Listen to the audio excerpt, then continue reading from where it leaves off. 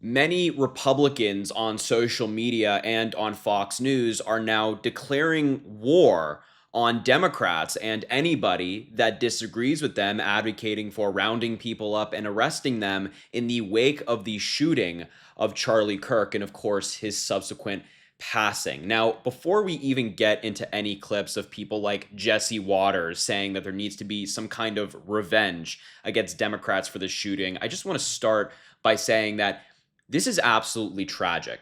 What happened to Charlie Kirk is heartbreaking.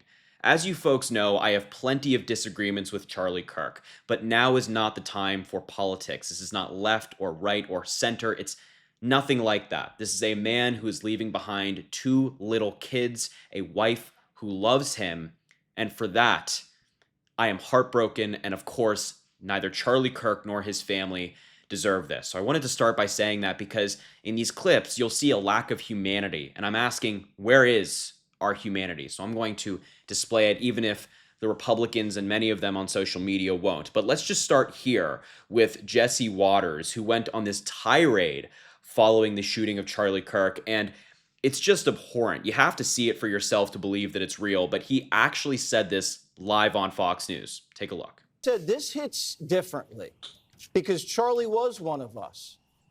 And Trump gets hit in the ear. Charlie gets shot dead. They came after Kavanaugh with a rifle to his neighborhood. They went after Musk's cars. They just shot 2 Jews outside the embassy. Think about it.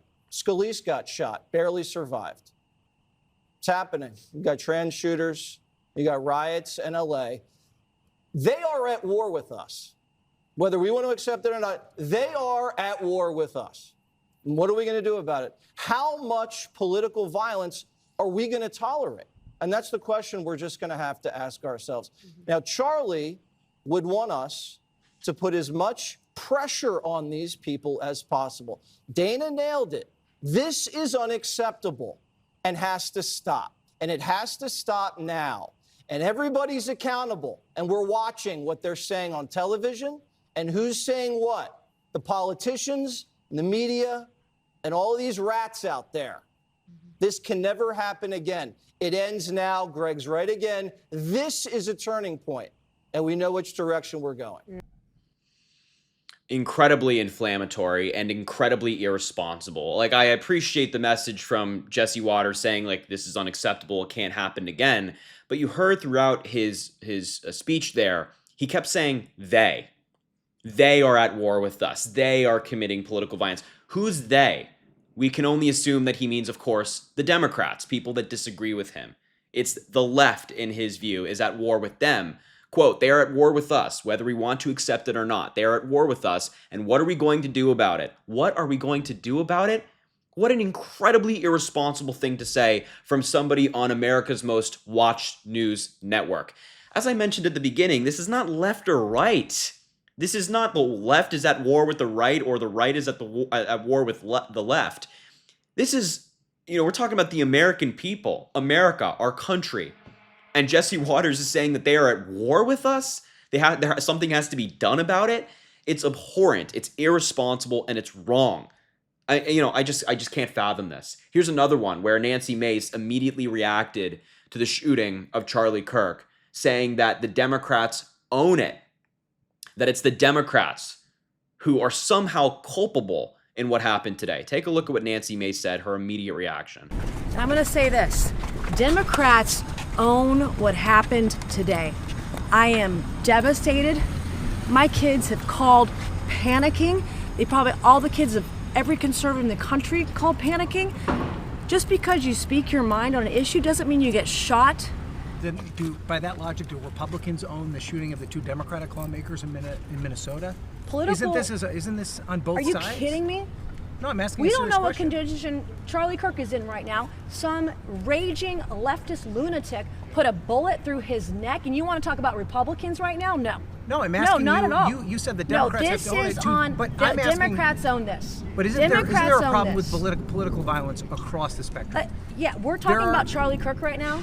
That's the subject of this that we're talking about right now. See, it's so disingenuous, people like Nancy Mace talking about this. It's just so disingenuous because it's obvious that Nancy Mace doesn't actually care about all political violence, right? I mean, you can tell from what she's saying right here. It shouldn't happen to anyone on either side, and political violence on either side is wrong. She couldn't bring herself to say that. Yes, the focus should be Charlie Kirk because that is the latest example, and it's a horrific example. But political violence across the board has affected Democrats, it's affected Republicans. It is wrong.